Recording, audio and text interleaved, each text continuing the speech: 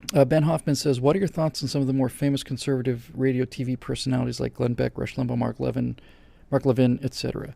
It's been an incredible honor of mine. One of the things that makes me wake up every day with just kind of like this amazement on my look. Is this really happening to me?" I've had a chance to meet those three men and several others too. It's been one of the signal honors of my life. I'll just tell you about them individually. Just the three that are mentioned and whatever else comes to mind. I met Dennis Miller a few times. Dennis Miller is the shyest man I've ever met. He is incredibly, incredibly shy. You wouldn't think so, but he is. He's extremely shy, very personable, very, very nice, but very shy, and brilliant guy and funny guy, really funny. Rush I met not too long ago, and I didn't know if Rush knew who I was. I didn't know if Beck knew who I was. Rush autographed a book for me that blew my mind. He said, "Big fan, keep up the hard work, and you're doing wonders out there." And it was one of the high points of my life. And Rush Limbaugh is a genius. Rush Limbaugh is a genius. He's an intellectual genius without question. He's a major, major, major IQ. But more than that, Rush Limbaugh is a moral genius. He's a moral genius. I've heard Rush say things that just took my breath away, and they took my breath away because of the simplicity of it. And he said things that I said, I can't believe he said that. And then I realized, why can't I believe he said that? These are my most deeply held beliefs.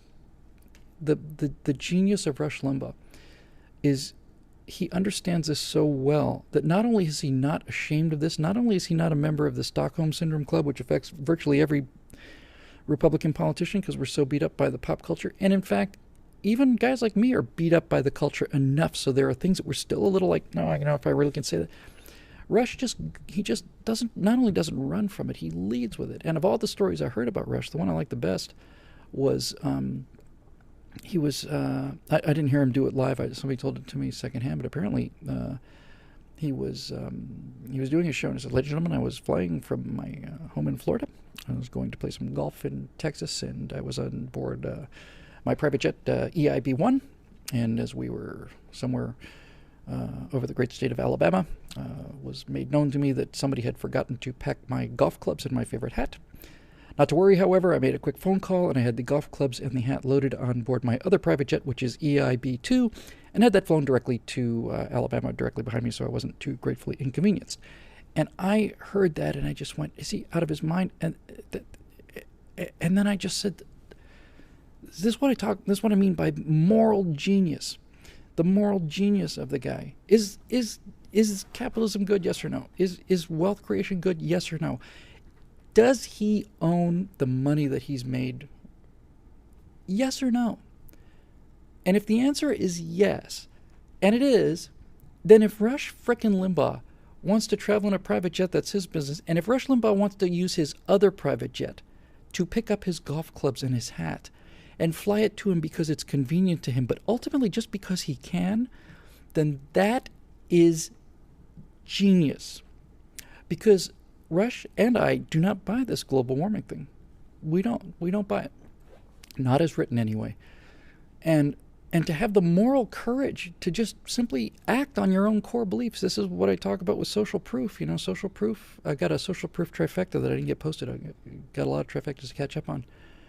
People would rather be seen to agree with other people than to have their most deeply held beliefs validated. And I'm here to tell you, Rush Limbaugh is the real deal. He's a moral genius. Mark Levin is one of the smartest people I've ever met. Mark Levin I've introduced twice. When Mark Levin, I gave him a handshake as I was coming down the stage the first time was several years ago, and gave me a big hug, and also told me he's a fan. It just blows your mind that people with that kind of intellect and that kind of courage and that kind of clarity is the word, really. It's just incredible. And the final thing I'll say about this is Glenn Beck, who I had not met up until about 3 months ago, 3 months ago. I introduced Glenn Beck to a room full of people, and I've never been better. I have to say, it's just a fact. I've never been better in a room full of people in terms of public speaking than I was that day, and that was really important to me because I really wanted to be good that day. But I was absolutely at the top of my game. I was funny, I was clever, I was deep, and I know that sounds obnoxious, but it was my A game, and it was really, really something to see. And then Glenn got up, And by the way, before I went up there, I was scratching some notes. I just said hi to him, nodded at him, shook his hand, and I'm working on my final notes. And he came over around the table, kneeled on the ground, not like kneeling, and just crouched down and just told me how much he enjoys the stuff I'm doing. And I was just, again, I'm just like, I was having this out of body experience. But Glenn got up and talked, and Glenn did an hour with his, I don't know if anybody's ever seen him, where he brings these historical things out. He brings out, D.W. Griffith's cane, and he talks about the microphone that Tokyo Rose used. And he let me hold the compasses, the dividers, the compasses that George Washington owned, held them in my hand.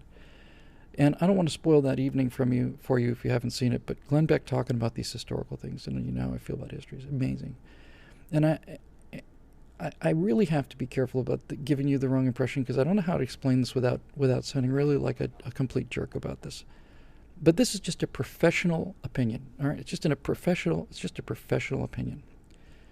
I watched back, and I've been to hundreds of events where I've been a speaker, and I've seen all of the speakers on the tour. And I'm not going to name any names, but I've seen everybody. I've introduced a fair amount of them. I've followed some of them. I've led some of them. I've seen everybody out there who's on the public circuit. And until I saw Glenn Beck, I knew for sure I was the best public speaker out there. And then I saw Beck, and I thought, I don't know if I can do this. I don't know if I'm this good. It's like you feel like a kid coming up from the minors. You got a 98-mile-an-hour fastball, and you're damn proud of yourself, and nobody knows who you are. And you come up for a little test. You walk into Yankee Stadium there, and you're still feeling pretty good, because you got that fastball, and you're getting ready to show off and show the scouts what you got. And then you see some guy who's pitching for the Yankees, and he's throwing a 106-mile-an-hour fastball, and you just go, oh my God, what am I doing here? What am I doing here? Glenn Beck can work a room, can move a room in terms of his ability and his delivery. In a live room, he is excellent. And one of the great things about being confident and taking pride in what you do and working very hard at what you do. I watched Beck up there, and I was right in the front row. He kept referencing me and joking around. It was great. And I was watching him, and I was blown away.